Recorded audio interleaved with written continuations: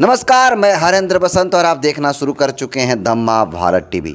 देखिए, अभी बता दूं आपको कि उत्तर प्रदेश में कई बड़ी खबरें आई जिसको लेकर के तमाम चर्चा का विषय बना हुआ। पहली खबर बता दूं कि उत्तर प्रदेश में अभी हाल ही में जो समाजवादी पार्टी के अघोषित प्रवक्ता हैं प्रोफेसर लक्ष्मण यादव, वो एक मीडिया बयान में कहते हुए नजर आते हैं और कहते हैं कि संविधान उत्तर प्रदेश में कोई अगर कोई बचा रहा है संविधान को अकेले, तो वो समाजवादी पार्टी है, वो नेता अखिलेश यादव हैं। ये पहला मुद्दा होगा। दूसरा मुद्दा, तमिलनाडु में विजय थालापति का विदाउट गठबंधन के विदाउट अलायंस के 108 सीट पर जीत दर्ज करते हैं। उसका उत्तर प्रदेश में क्या प्रभाव पड़ेगा, उस पर बातचीत करेंगे। साथ ही साथ बिहार के एक गायक हैं जो लंगड़ ब्यास के नाम से प्रसिद्ध हैं, वो बाबा साहब पर टिप्पणी करते हुए कहते हैं कि जय भीम बोल करके माहौल बिगाड़ दिया है और कई बात कहने का काम किया है। उसको लेकर कोई बातचीत करने के लिए हमारे साथ ब्यास ही हैं, ये भी ब्यास हैं, सिंगर हैं, ये मिशन सिंगर हैं। बातचीत करेंगे। स्वागत है सबसे पहले धम्मा भारत टीवी में। सबको मेरे तरफ से क्रांतिकारी जय भीम, जय भारत, जय संविधान, नीला सलाम सबको करता हूँ मैं, उज्जवल उजाला। चलिए, पहला सवाल मेरा, उत्तर प्रदेश में क्या समाजवादी पार्टी है एकमात्र पार्टी है जो संविधान की रक्षा कर रही है? क्योंकि समाजवादी पार्टी के अघोषित प्रवक्ता जातिवादी लक्ष्मण यादव जी का कहना है ऐसा। कैसे देखते हैं इस बयान को? देखिए, ये लक्ष्मण यादव जो है ना, तो सबसे पहले मैं इनको धन्यवाद करता हूँ कि लक्ष्मण यादव, तुमको बहुजन समाज पार्टी के वजह से आज जो पहचान तुमको बना है, ये बहन कुमारी मायावती जो बहुजन समाज पार्टी का दिन है। क्या बात कर रहे हैं? और ये बात दूसरी उनकी है कि ये कह रहे हैं कि सिर्फ एक पार्टी जो संविधान को बचा सकती है। इनसे मैं कह देना चाहता हूँ कि सिर्फ इस देश में एक पार्टी है जो बाबा साहेब के विचार और संविधान को मिटाने वाली है, वो है समाजवादी पार्टी। क्या बात कर रहे हैं?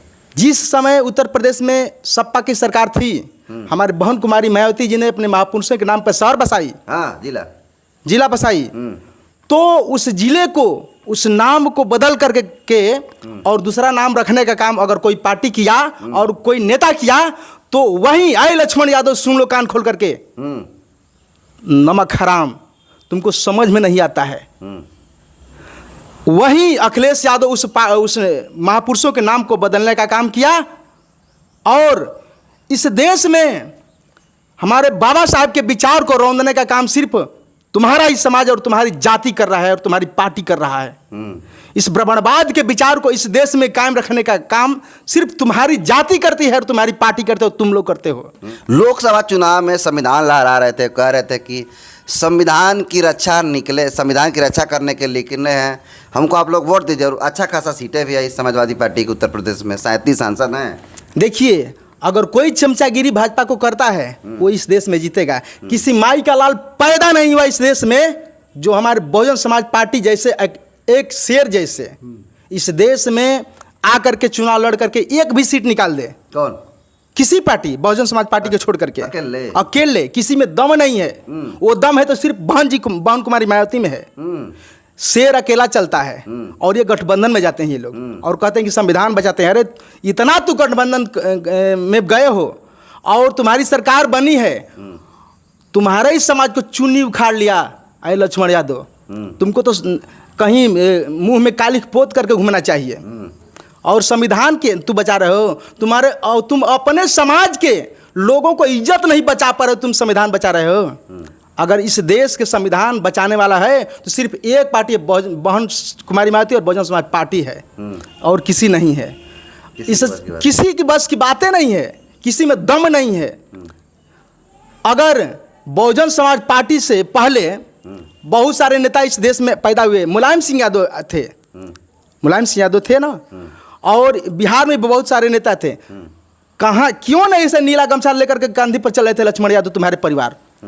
और इतना तुम बाबा साहब को मानने वाले हो और संविधान को मानने हो तो केवल 100 गांव गिना दीजिए उत्तर पूरे भारत में कि बाबा साहब के जयंती को कौन सा यादव अपने गांव में अपने मंच लगा करके और इस समाज को, बहुजन समाज के लोगों को, बाबा साहब के वंशजों को उस मंच पे बुला करके ऐसे गमछे से सम्मानित किया है?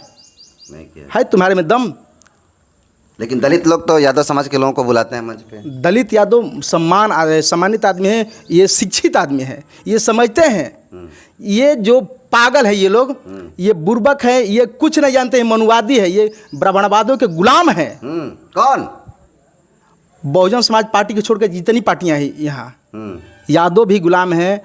और किसको किसको मैं ना लूं, लक्ष्मण यादव खुद ये गुलाम है। चलिए अगला सवाल लेंगे। उत्तर प्रदेश में 27 में चुनाव होने वाला, सारा पार्टी लगा हुआ है, किसकी सरकार बन सकती है? सारी पार्टियां लगी, जानते हैं क्यों? केवल बहन जी को हराने में। क्या बात कर रहे हैं? लेकिन अकेला बहन जी जो है ना, बहन जी शेर है, शेर हैं। शेर जब चलता है ना, तो जितने गिद्दड़ है ना, उस सब इधर उधर फट जाएंगे। और दम सिस्टम। कैसे सरकार बनेगी वो बताइए। बहन कुमारी मायावती जी की सरकार बनेगी, बहन जी मुख्यमंत्री बनेंगे। कैसे? हमारे साथ बहन कुमारी मायावती के विचारों को लेकर के हर समुदाय के लोग जुड़ रहे हैं। यहाँ ब्राह्मण भी आ रहे हैं, भूमिहार भी आ रहे हैं, क्षत्रिय भी, राजपूत, सब लोग आ रहे हैं। समाजवादी पार्टी कहाँ गई? समाजवादी पार्टी जो है ना, उनका देख लीजिए बिहार में क्या हाल हुआ है यादवों के चलते, क्या बक रहे हैं अपने समाज राजद का।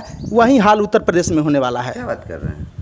ये लोग क्या कर रहे हैं ना, कि ये पूरे भारत के लोगों को ये केवल दबंगई दिखाते हैं। जैसे कह रहे हैं कि हमारे साथ समाजवादी पार्टी है जो संविधान को अरे सब लोग मिल करके संविधान को बचा रहे हैं।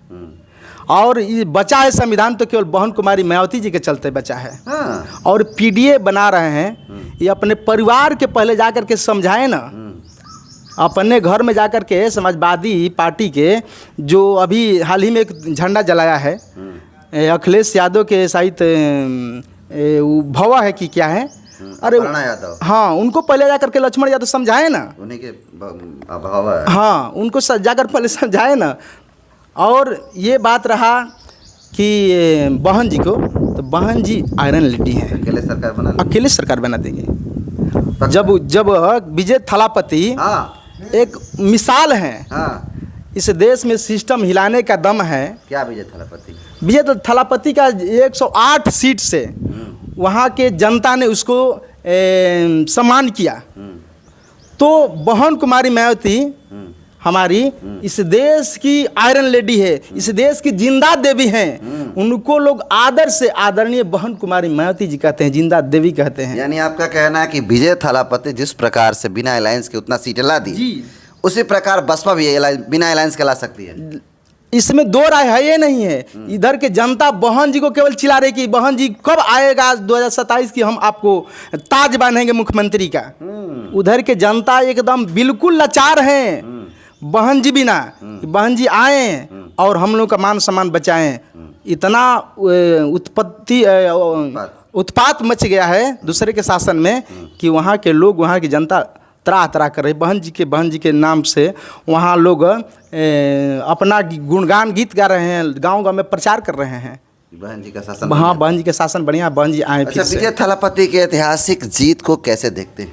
मैं बहुत धन्यवाद उन विजय थलापति को कहते हैं। और ऐतिहासिक जीत उनका ये दिखाया कि 2 साल की पार्टियां हैं और उनका विचार बाबा साहब जैसे हैं, बाबा साहब पेरियार की बात। हाँ, और अपने महापुरुषों के विचार पे उन्होंने चले और उधर के लोगों ने उसको आशीर्वाद दिया।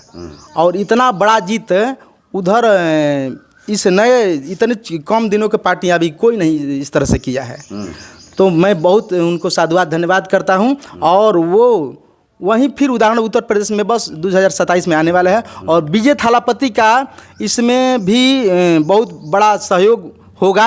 हम बसपा को बहुजन समाज पार्टी का सहयोग करेंगे विजय थलापति, क्योंकि उधर के जनता जो उनको जिताया है तो उधर के विचार इधर के जनता में भर चुका है।